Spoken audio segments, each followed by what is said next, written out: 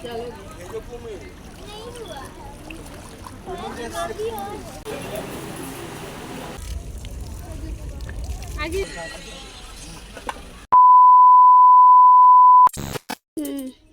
Hello everyone, good morning. কেমন আছো তোমরা সবাই? আশা করি তোমরা সবাই খুব ভালো আছো। আর আমরাও দেখো সকাল সকাল সাজুগুজু করে রেডি হয়ে নিয়েছি। আর গরম যা পড়েছে, মেকআপ তো গলে যাচ্ছে, মেকআপ করিনি সেরকমভাবে। আর ছাতা নিয়ে নিয়েছি। আর এখন আমরা সাজুগুজু করে কোথায় যাচ্ছি না যাচ্ছি তো তোমরা টাইটেল এবং থাম্বনেল দেখে আশা করি বুঝতে পেরে গেছো। চলো দক্ষিণেশ্বর যাচ্ছি সবাই মায়ের একটু মন্দিরে পুজো দিতে। তো আজকে একটা ভালো দিন আছে আর বাড়িতে সবাই আছে, ভাবলাম যে কাকিমাদেরকে ঘুরিয়েও নিয়ে আসি আর মায়ের দর্শনও করে আসি। তো চলো ব্লগটা দেখতে থাকো, আশা করি অনেক অনেক ভালো লাগবে।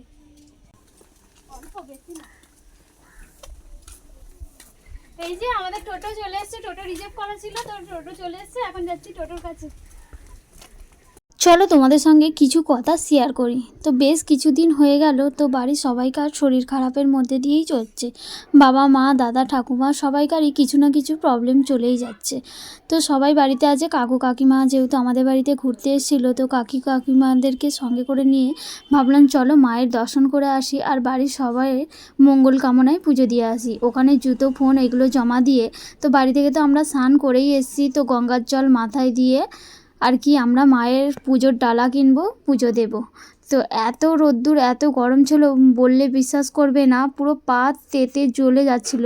কিন্তু মন্দিরের ভিতরে যাই প্রবেশ করলাম, সেহেতু সেখানেও মানে পাথর মানে কিন্তু তারপরেও পায়ের মধ্যে কোনো অনুভূতি বুঝতে পারছিলাম না। আর এখান থেকে দেখো আমরা মায়ের জন্য পুজোর ডালা কিনে নিয়ে এসেছি। ভেবেছিলাম যে বাড়ি থেকেই সব কিছু নিয়ে আসবো, কিন্তু তাড়াহুড়োর মধ্যে চলে এসেছি, যেহেতু আমাদের বাড়ি থেকে 1-1.5 ঘন্টার এরকম রাস্তা আর কি।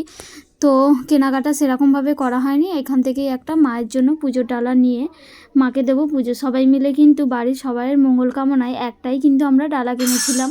আর সেই ডালাটা কিন্তু কাকিমার হাতেই দিয়েছিলাম। কাকিমা যেহেতু আমাদের সবার থেকে বড় হয়, সেই জন্য কাকিমার হাত দিয়েই পুজোটা দিয়েছিলাম। আর আমরা কিন্তু সবাই মায়ের দর্শন করেছি, খুব সুন্দরভাবে পুজোটা দিতে পেরেছি। আমরা কিন্তু খুব 12টা দিকেই মায়ের মন্দিরে পৌঁছেছিলাম, ভেবেছিলাম গেট হয়তো বন্ধ হয়ে যাবে, কিন্তু বললে বিশ্বাস করবে না আমাদের সাথে এমন হয়েছে। তো মানে আমরা পুজো দিয়েছি তার কিছুক্ষণের মধ্যেই গেটটা বন্ধ হয়ে গেছে। মানে আমাদের পুজো দেওয়ার পরই মানে মায়ের মানে কত ইচ্ছা থাকলে এরকম হতে পারে। আমরা ভেবেছিলাম হয়তো লাইনে দাঁড়িয়ে থাকতে হবে, আবার সেই বিকালে যখন গেট খুলবে তখন পুজো দিতে পারবো। তো আমাদের পুজো দেওয়া কমপ্লিট হয়ে গেছে। আর মন্দিরের ভেতরেতে ফোন অ্যালাউ নেই, সেই জন্য ভিডিও শেয়ার করতে পারছি না। আর কম বেশি সবাই কিন্তু এই দক্ষিণেশ্বরে মায়ের মন্দিরে প্রবেশ করেছে। আর এত তাতা, সেই জন্য দেখো জল মানে এখানে দিয়েছে, সবাই পা হাত মুখ ধুচ্ছে। বিশেষ করে হাত মুখ ধোয়ার থেকে পাটা মানে জ্বলে পুড়ে ছারকার হয়ে যাচ্ছিল। কিন্তু মন্দিরের ভেতরে বললাম না, যখন ঢুকেছি তখন কিছু মনে হয়নি, কিন্তু যাই বেরিয়ে এসেছি তখন কিন্তু আবারও পায়ে তাতা এত লাগছিলো। তারপরে জুতো জমা ছিল, জুতোগুলো নিয়ে এখানে এখন পায়ে জল দিচ্ছি সবাই মিলে। আর কাকিমারা ওদিকে দাঁড়িয়েছিল ছাওয়ায়। কাকিমার যেহেতু অনেকটা জার্নি করে এসছে, কাকিমার এইসব জার্নি একদমই সহ্য করতে পারে না। বাস জার্নি, ট্রেন, অটো এগুলোই মানে জার্নি করতে পারে, তো ট্রেন জার্নি বাস জার্নিটা করতে পারে না। তো ওই একদিকে দাঁড়িয়েছিল আর অনেক কষ্ট হয়ে গেছিলো। আর যেহেতু প্রচুর রোদ উঠেছিল, কাকিমার অভ্যাস নেই।